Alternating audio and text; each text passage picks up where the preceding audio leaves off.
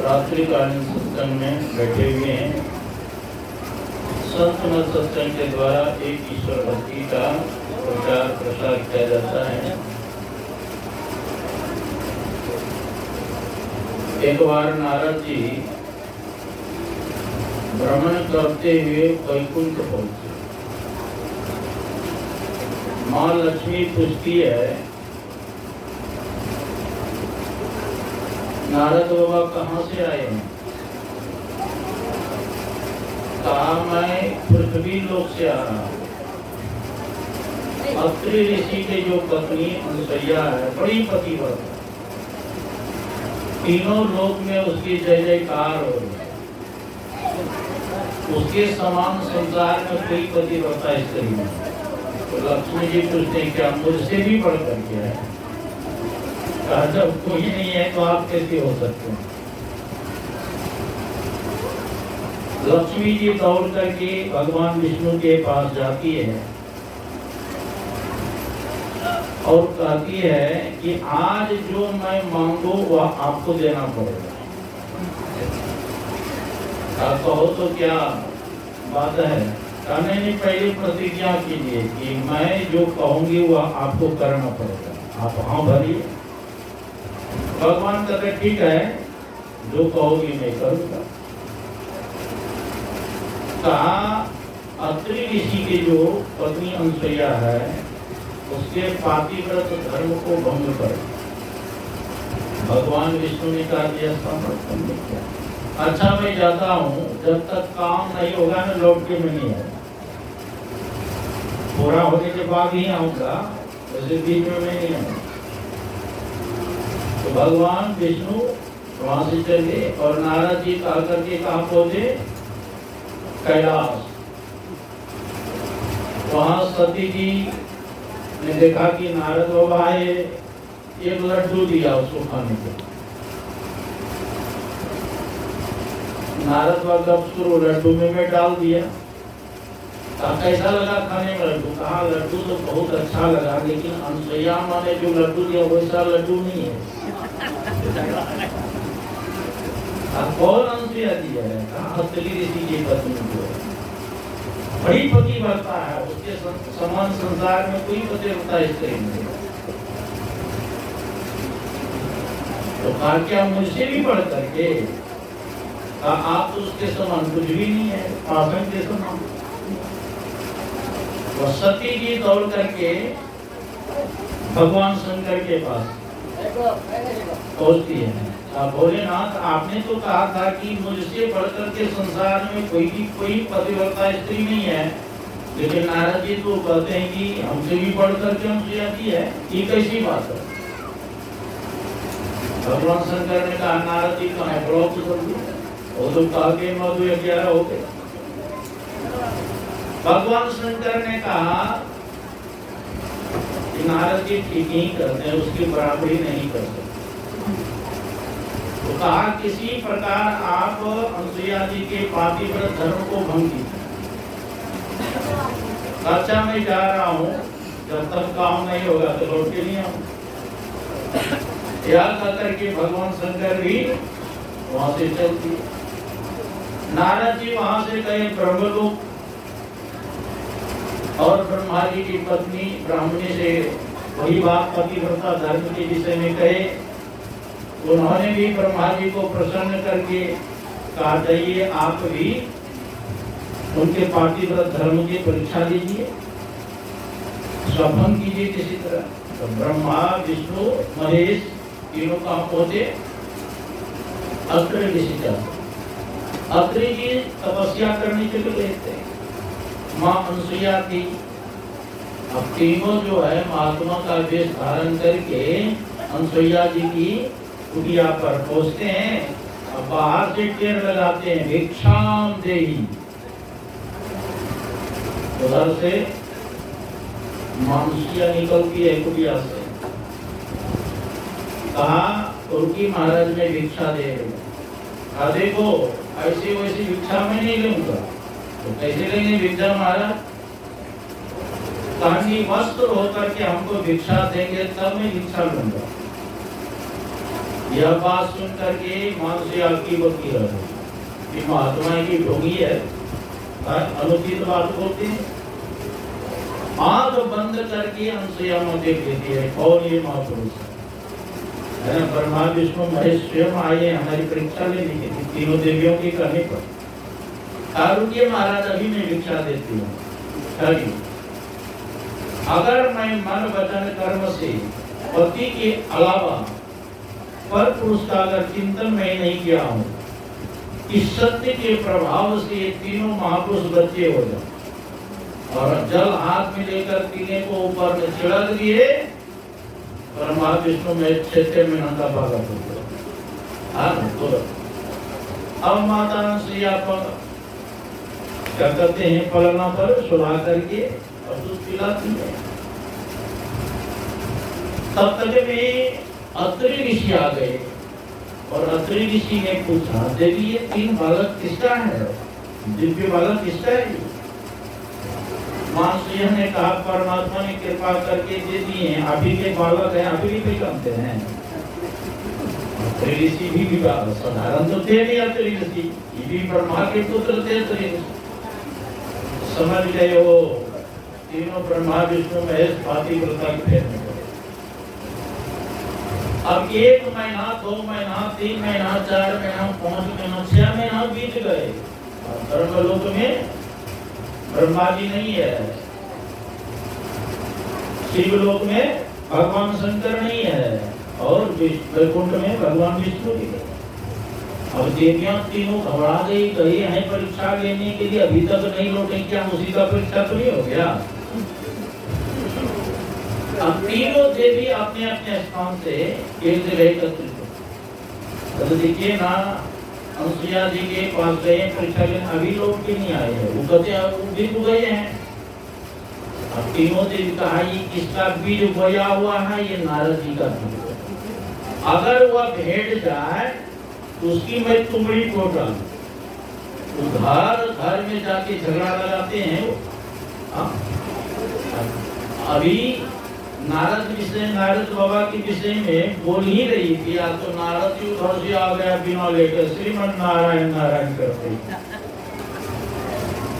आइए बाबा जी इधर थोड़ा तुम भी दिखाइए, बहुत भगवान के भजन आप करते हैं। नारद जी ने कहा आप अपनी तुमड़ी बजाइए, मैं अपनी तुमड़ी बजाता हूँ। श्रीमन नारायण करते हुए चलती है। देवी सब घबरा गई। देखिए तुम्हारी शपथ है, अगर लौट के नहीं आए तो सुनो पहले क्या बात है। हमारे पति कहाँ है? तो क्या पता? आपको सब पता है। अच्छा मैं हार गई, आप जीत गए, बताइए हमारे पति देव का। अभी तो 6 महीनों से साल भर के हो गए हैं, है ना? अभी तो दिल्ली के तरह म्याऊं म्याऊं कर रहे हैं वहाँ पर कुटिया। हाँ, अब उसका आशा छोड़ दीजिए, है ना? अब स्मशान घाट में भस्मी रमा करके सीताराम सीताराम जप करिए। 15-20 साल के हो जाएंगे, माता उसकी दूसरी शादी करा देंगे। आप उसका आशा छोड़ दीजिए। हाँ, अब तीनों देवी घबरा गई। कहाँ है? वही अनसुईया जी के आश्रम में पलना पर सोए हुए हैं, बिल्ली के तरह म्याऊं म्याऊं कर रहे हैं। अब तीनों देवी घबरा करके गई।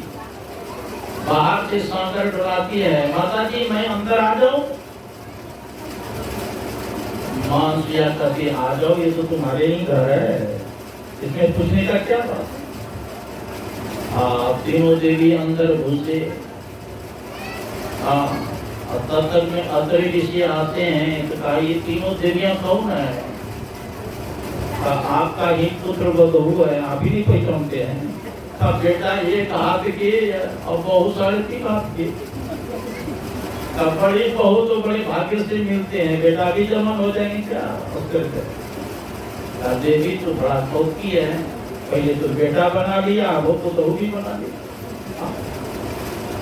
अब रात्रि में जब विश्राम करने लगी मानसोया, अब तीनों देवी अब चरण दबा रहे किनके, मानसोया। और तीनों देवियों के आंखों से आंसू की धारा बनी। अब देवी क्या बात है, क्यों रो रही है, क्या कोई तकलीफ है क्या, कोई कष्ट है क्या। अब माता जी मेरे अपराध को क्षमा कर दीजिए, आप हमारे पति को लौटा दीजिए। मानसोया को दया आ गई और पति के ध्यान करके तीनों महापुरुषों के ऊपर जल छिड़क दिए। तीनों महापुरुष ब्रह्मा विष्णु महेश के रूप में प्रकट हुए।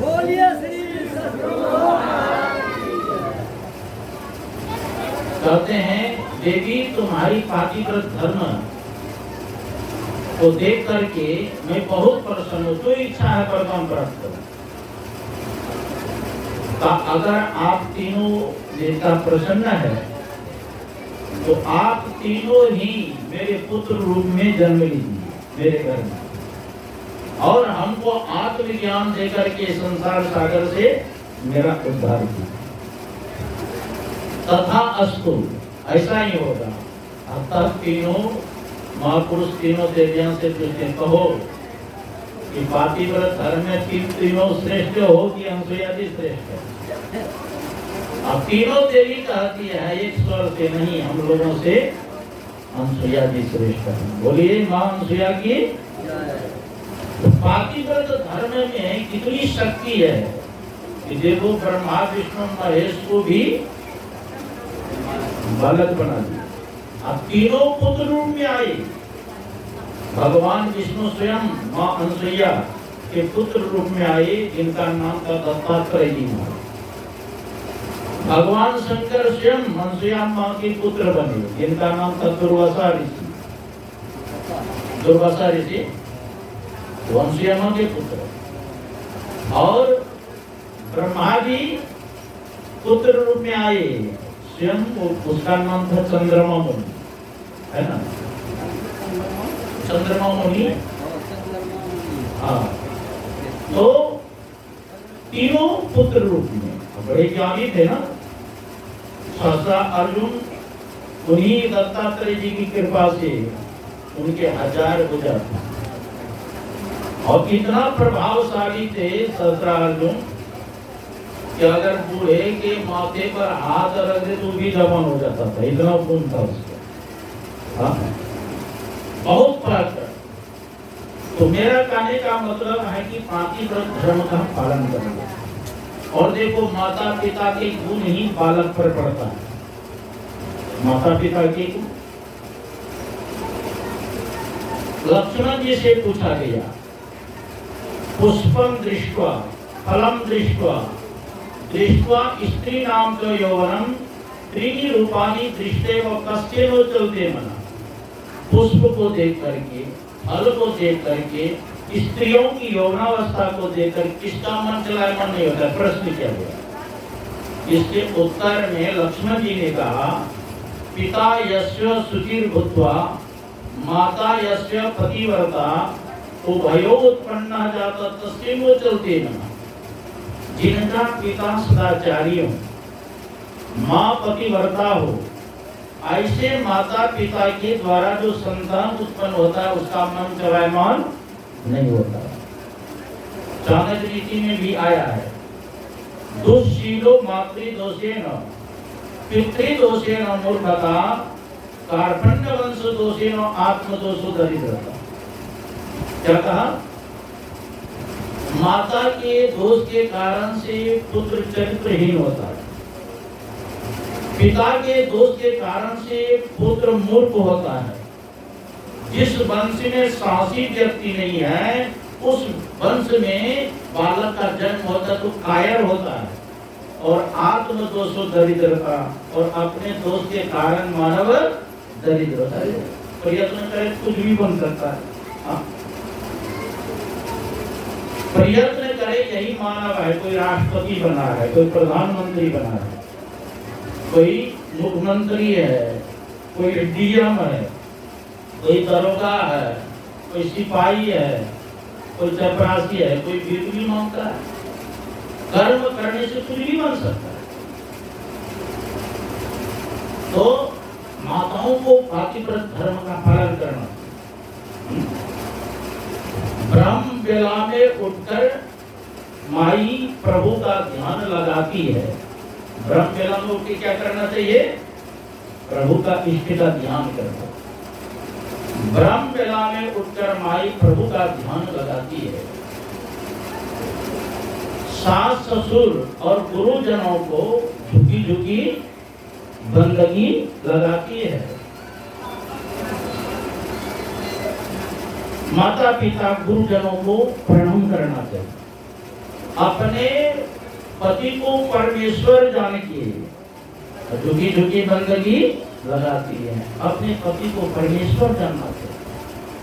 अपने अपने बाल बच्चों को सुंदर शिक्षा देती है। अब कड़ी वचन नहीं मुझसे बोलती, अमृत वचन सुनाती है। देखो बच्चा को जो सिखाएंगे वही ना सीखेगा। वो ऐसी वाणी नहीं बोलना चाहिए जो बच्चा के संस्कार बिगड़ जाए। अब बच्चे के सामने में गाली देंगे तो बच्चा भी तो गाली सीखेगा, वही गाली उल्टा कर देगा। अपने बच्चे को अच्छी सुंदर शिक्षा देती है। कड़ी वचन नहीं मुख से बोलती, अमृत वचन सुनाती है। अपने अपने बाल बच्चों को सुंदर शिक्षा देती है। अपने कहते हैं अपने कुल को, दोनों कुल को उज्जवल करती, जग में सुयश फैलाती है। देखो पातिव्रत धर्म के पालन करने से क्या होगा? माता पिता का भी जस फैलेगा, ससुराल कुल वाले का भी जस फैलेगा। तन मन अपना शीतल करके सबको शीतल करती है। कड़ी वचन नहीं मुख से बोलती, सुंदर वचन सुनाती है। सुनो सुनो ये माता बहनों, नारी धर्म की शिक्षा है। सुनो ये माता बहनों, नारी धर्म की शिक्षा है। अपने कुल को उज्जवल करके जग में सुयश फैलाती है। तो माताओं को पातिव्रत धर्म का पालन करना चाहिए। पुरुष को एक पत्नी धर्म का पालन करना चाहिए। संसार में रहने का कला है और साथ साथ ईश्वर की भक्ति भी करना चाहिए। सो कुल धन्य उमा सुनो, जगत पूज सुप्रीम, श्री रघुवीर परायण देवी उपज देवमा। वह कुल धन्य है जिस कुल में भगवान का अनन्य भक्त है, चाहे जो कुल हो। धन्य घड़ी सोई जब सत्संग, वह घड़ी धन्य है जब सत्संग मानव करते। धन्य घड़ी सोई जब सत्संग, धन्य जन्म तुझे भक्ति पावन का। और ब्राह्मणों का जन्म धन्य है जिस कुल में भगवान की भक्ति करते। धन्य सो देश जहाँ सुरसरी, वह देश धन्य है जहाँ गंगा जी बहती है। धन्य नारी पतिव्रत अनुसरी, वह माताएं धन्य है जो पातिव्रत धर्म के पालन करती है। तो हम लोगों को पातिव्रत धर्म भी पालन करना चाहिए। स्त्रियों को चाहिए एक पातिव्रत धर्म पालन करे, अब पुरुष को चाहिए एक पत्नीव्रत धर्म का पालन करे और सत्संग करे, ध्यान करे, गुरु की सेवा करे तो परम कल्याण होगा। बोलिए श्री सद्गुरु महाराज। सद्गुरु महाराज की जय। अब आप लोगों के लिए